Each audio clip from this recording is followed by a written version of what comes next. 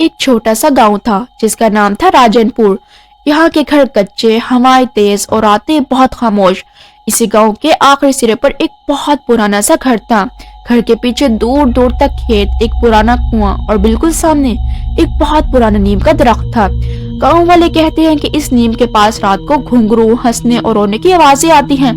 اسی وجہ سے آج تک کوئی بھی اس جگہ کے قریب نہیں گیا۔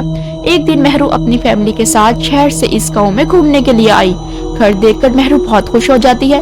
واو، کتنی اوپن جگہ ہے، فریش ہوا۔ پڑوسن دھیمی آواز میں، بیٹا یہ جو گھر کے پیچھے نیم کا درخت ہے یہاں کبھی مت جانا۔ مہرو نے حیرانی سے پوچھا، لیکن کیوں نہ جاؤں؟ پڑوسن دھیمی آواز میں، کیونکہ یہاں پر کسی کا سایہ ہے۔ مہرو ہنس کر، آنٹی آج کل کے دور میں بھوت ووت کچھ نہیں ہوتا، یہ کہانیوں میں ہوتے ہیں۔ شوہر ہلکا سا گھبرا کر، مہرو تھوڑا احتیاط۔ مہرو، اوف، تم بھی ان باتوں پر یقین رکھتے ہو؟ I can't believe۔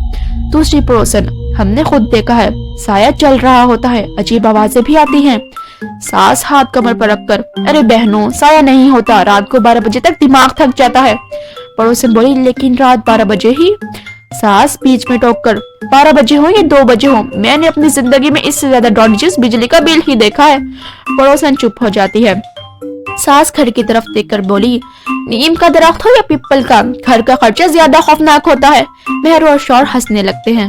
اس رات پہلی بار ہوا تیز چلتی ہے اور نیم کے پتوں سے چھن چھن کی آواز آتی ہے۔ شوہر کمبل کے اندر سے، یہ آواز کیا ہے؟ مہرو آنکھیں بند کرتی ہوئی، ہوا ہے، سو جاؤ۔ اچانک کنویں سے دھک دھک کی آواز آتی ہے۔ شوہر چیخ کر، مہرو کنواں بول رہا ہے۔ مہرو بولی، تمہیں بھوک لگی ہوگی، اب تک مت کرو، مجھے سونا ہے۔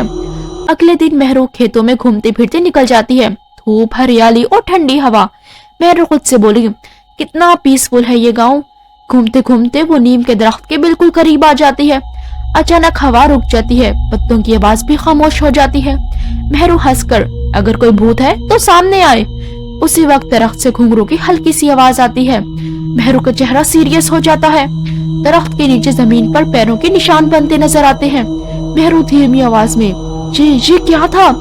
کنویں سے ہوا کا جھونکا مہرو کے بالوں کو اڑا دیتا ہے۔ نیم کے درخت سے پتے اچانک گرنے لگتے ہیں۔ مہرو ایک قدم پیچھے لیتی ہے، پھر اچانک خود کو سنبھال کر بولی، نہیں مہرو، یہ سب تمہارا وہم ہے۔ لیکن درخت کے سائے میں ایک عورت کا عکس الٹا کھڑا ہوتا ہے، آنکھیں کھور رہی ہوتی ہیں، پاؤں زمین کو چھوئے بغیر۔